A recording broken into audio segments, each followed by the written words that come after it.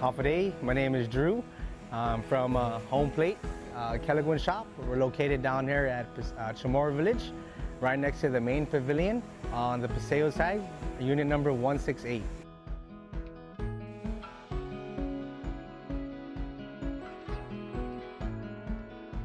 I don't know, cooking's just always been like a family thing. I always spent a lot of time in the kitchen with Mom.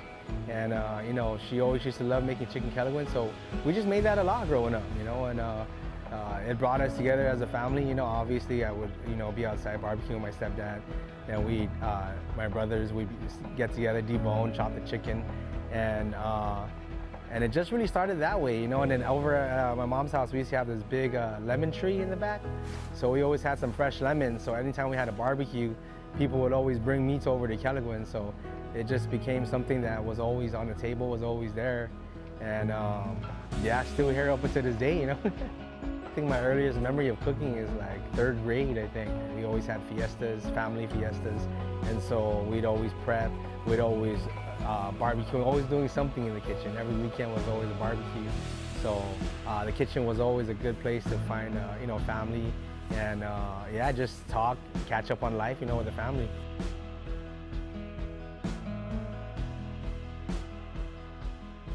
People always ask me, like, what's the secret ingredient, right? And I always tell them it's love, the secret ingredient is love. And so, and I mean that to the heart, right? Because whenever I'm cooking, whenever I'm in there, I like it peace and quiet when it's by myself, and whenever I'm making Kelaguen or just mixing, I'm remembering, my aunties and uncles that have passed, the things that I've learned from them, especially Mom, thinking about the memories, thinking about them, and it just always feels good, always brings me back to like the nostalgia of being a kid, learning how to cook these things for the first time, that proud moment when it comes out good, you know what I'm saying? Like, yeah, so it's an amazing feeling to always be in the kitchen, and remembering our loved ones that have passed, and so that's what I like to do when I'm cooking, so it always comes from the heart, always with love, yeah.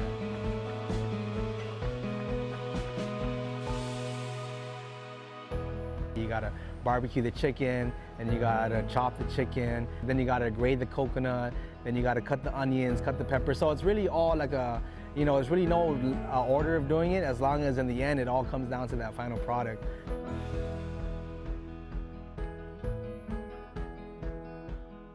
That's very important to preserve the culture, because wherever I go, wherever people, once you say you're from Guam, there's like this certain level of respect or certain level of reputation that they know of Guam, right? And it's not fake. It's, the hospitality is real,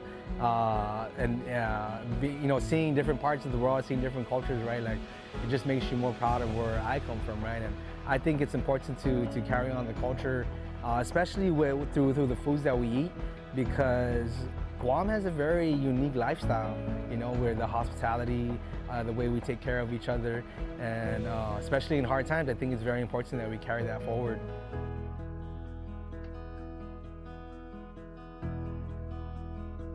This current generation, I think, is doing an amazing job to not only preserve the culture, but to actually grow the culture. I mean, now they got schools that are teaching the Chamorro language. They got gumas all over the place that are teaching the culture through dance, teaching the culture through the reteaching of the language. I mean, they got little kids now that can speak Chamorro, and I can't, So there's this culture right now. I think if they just continue in the direction that it's going in, it's gonna get bigger, it's gonna grow, and it's an amazing time right now.